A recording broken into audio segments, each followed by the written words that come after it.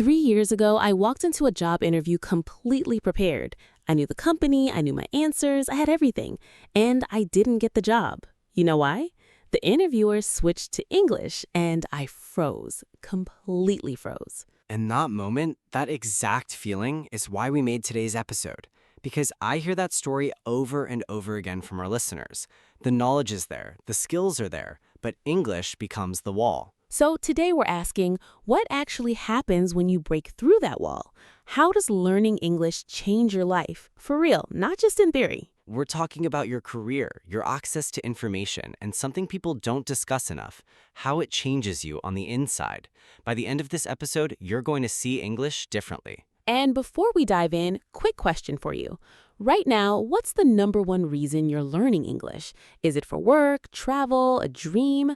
Drop it in the comments. We read everything. And if you haven't already, please subscribe to Talk with Hana so you never miss an episode. Now, let's get into it. Okay, let's start with something that affects your wallet. Let's talk about work, because this is where English stops being a school subject and starts being a financial decision. Oh, that's a big statement. What do you mean? I mean this. Studies show that English speakers in non-English countries can earn anywhere from 20 to 30% more than people with the same skills who don't speak English.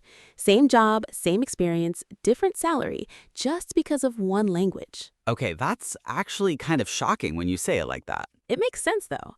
Think about two candidates applying for the same role. Same degree, same experience, but one speaks English and the other doesn't.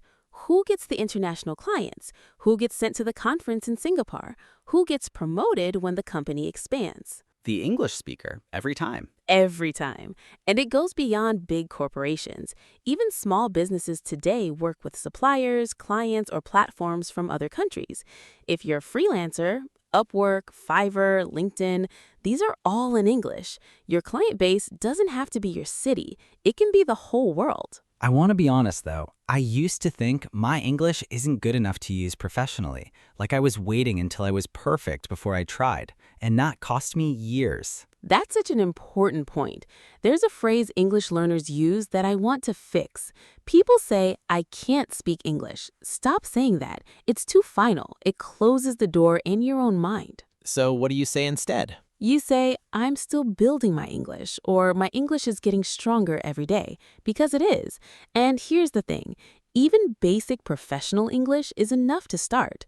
Being able to write a clear email, introduce yourself in a meeting, or ask a question in English, that's already a competitive advantage in most countries. So you don't need to be perfect, you need to be useful. I like that. Useful English beats perfect silence, always. Okay, repeat after me. Say this out loud. Ready? I am learning English because I want better opportunities. Say it. Pause if you need to. Say it with confidence. Say it like you mean it, because you do. Okay, I want to play devil's advocate here for a second. What if someone says, I don't need English for my career. My job is local, my boss speaks my language. What do you say to that? I say, what about everything outside your job? Because this is the part that people underestimate. English doesn't just open professional doors, it opens the door to knowledge itself. Say more about that. Over 55% of all content on the internet is in English. That's more than the next 10 languages combined. So if you're learning a skill, let's say coding, investing, design, nutrition, the deepest, most detailed resources, they're almost always in English first. I felt this personally. I wanted to learn video editing. The tutorials in my language were fine. But when I found English tutorials on YouTube, the quality was completely different. More detail, more techniques, more advanced. And it's free. That's the other thing. Some of the best education in the world, MIT courses, Harvard lectures, top YouTube creators, it's all free and it's all in English. English isn't just communication, it's access. It's like, imagine your country has a library with 1,000 books. That's great. But English opens a library with 1 million books. Same topics, but so much deeper. Exactly. And there are two kinds of English you need for this. Let me teach you a useful concept. Formal English and informal English. Formal English is what you use in professional writing, emails, official communication. Informal is everyday conversation, texting, watching YouTube, talking with friends. You need both. Give me an example. Okay, formal, I would like to request access to the course materials. Informal, hey, can I get the core stuff? Same meaning, completely different register. Knowing both is like having two keys for two different doors. I love that. 2 keys. Here's your homework for this section. Try one of these 3 things this week. Option 1, change your phone's language to English for just 1 day. Option 2, find one YouTube channel about a topic you love, cooking, fitness, gaming, and watch it in English. Option 3, read one article in English about anything you're curious about. Just one. Start small. That's actually how I started. One podcast, one show, and then slowly, it became normal. Start small, that's the key. And speaking of keys, let's talk about the one that unlocks something even bigger than your career or your knowledge. Oh, I know where you're going with this. Okay, this is my favorite part, and it's the part no textbook ever talks about. Because when you learn English, really learn it, something changes in you. Okay, now you sound like a motivational speaker. What do you mean? I mean it seriously. Think about this. When you learn a language, you're not just learning words, you're learning how a different culture thinks, how they see relationships, work, humor, disagreement. That's actually true. I noticed when I started getting comfortable in English, I became more confident even in my own language. Like I got better at expressing opinions. Yes, because in English-speaking culture, people say things like, in my opinion, or I think, very naturally and confidently. They're taught to own their perspective. When you practice that in English, it rewires how you communicate in general. And travel. Oh, travel completely changes when your English improves.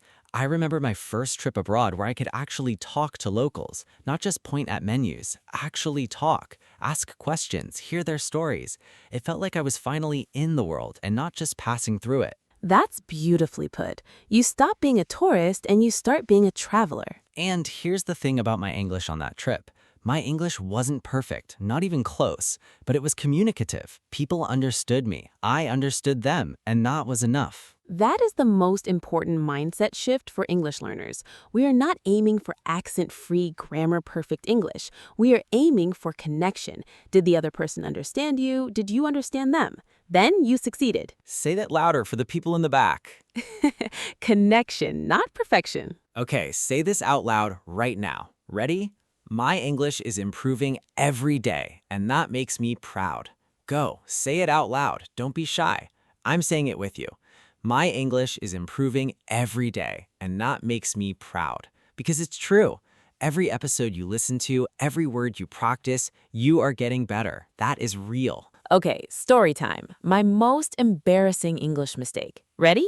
Tell us. I was in a meeting, an actual professional meeting, and I was trying to say the presentation was not interesting. And I said, I'm boring, very confidently. And everyone looked at me because what I actually said was that I, as a person, am not interesting. Oh no. It was a whole thing. So please, let's make sure nobody else does this. Let's fix 4 of the most common mistakes right now. Mistake number 1, bored versus boring.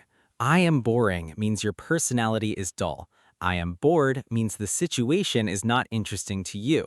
Things or situations are boring. People feel bored. So if a class is dull, you say, I'm bored in this class, not I'm boring in this class. Big difference. One is about the situation, one is about your personality. Mistake number 2, to become, not for become.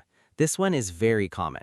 People say, I study English, forget a better job. That's incorrect. The right structure is I study English to get a better job.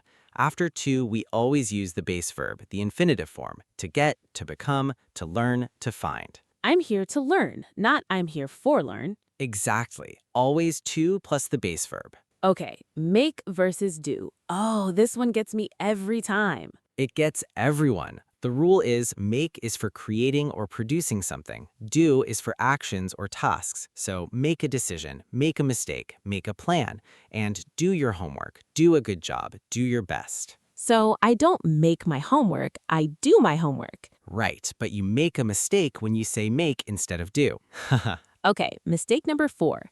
Didn't always takes the base verb. This is a grammar rule with 0 exceptions. After did or didn't, the main verb is always the base form, never past tense. So it's not I didn't went, it's I didn't go. Not she didn't came, it's she didn't come. Not he didn't know, it's he didn't know. This one is simple when you know the rule. Didn't already carries the past. The main verb doesn't need to. Okay, correction time. I'm going to say 3 wrong sentences. You fix them. Ready? She is very boring at the party. He didn't went to the meeting. I want to make my homework before dinner. Pause the video, think about it, then come back. The answers, she is very bored at the party. He didn't go to the meeting. I want to do my homework before dinner. How did you do? If you got all 3, you're already ahead of where I was 2 years ago. Seriously. Okay, let's make this fun. I'll give you a situation, 2 choices. You say the correct one out loud. No looking at the screen, just listen and answer. Round 1. Your manager asks how your project is going. You say, A, I am doing my best to finish it on time. B, I am making my best to finish it on time. Which one? Option A, do your best, not make your best. Doing my best is one of the most useful professional phrases in English. Memorize it as one piece. Round 2. Someone asks why you're studying English. You say, A, I learn English for get a better future. B, I'm learning English to build a better future. Which one? Option B. And notice 2 things. First, I'm learning sounds more natural in conversation than I learn. Second, to build, not forget. Infinitive after to, always. Round 3. You just watched a 2-hour movie and it was really dull. You tell your friend, A, that movie was so boring. B, that movie was so bored. Which one? Option A. The movie is boring. You are bored. The movie caused the feeling. You experienced it. Things cause feelings. People feel them. Round 4. You want to talk about your English progress. You say, A, my English is more better than before. B, my English is much better than before. Which one? Option B. More better is a double comparative. We never use it. We say much better, a lot better, so much better. You can also say, my English is getting better and better, which is also true, by the way, for everyone listening right now. Now your turn. Write 1 sentence in the comments using something we practiced today. Anything, your own sentence. We read every one. You know what I keep thinking about as we wrap up? That version of me in that job interview, frozen, embarrassed, she would not believe where a few years of consistent English practice took her. That's the thing about language learning that nobody tells you when you start. The progress is invisible for a long time. You practice, you listen, you study, and some days it feels like nothing is happening. And then one day, you're in a conversation with someone from the other side of the world, and you understand them, and they understand you, and something shifts. And it's not just that you spoke English, it's that you felt capable, confident, like the world got a little bigger. So let me leave you with this thought. Somewhere out there, someone is going to get a job, start a friendship, travel somewhere extraordinary, or discover something that changes their life because they kept going with their English even when it was hard. That person could be you. That person should be you. And you're already on the path. The fact that you're here, listening, practicing, you're doing the work. Quick recap before you go. Today we talked about 3 ways English changes your life. 1, your career. More doors, better pay, a bigger professional world. 2, information and knowledge. Access to the best learning resources on the planet. 3, personal growth. More confidence, richer travel, deeper connection with people. Here's our final question for you, and we really want to know this one. After today, what is one small thing you're going to do differently in your English learning? Change your phone language? Write 2 sentences in a journal tonight? Watch 1 English video before bed? Tell us in the comments. And if this episode helped you, share it with one friend who's also learning English. You might be the reason they don't give up today. Please like this video and subscribe to Talk with Hana. Keep going. We're cheering for you every single step of the way. See you next time.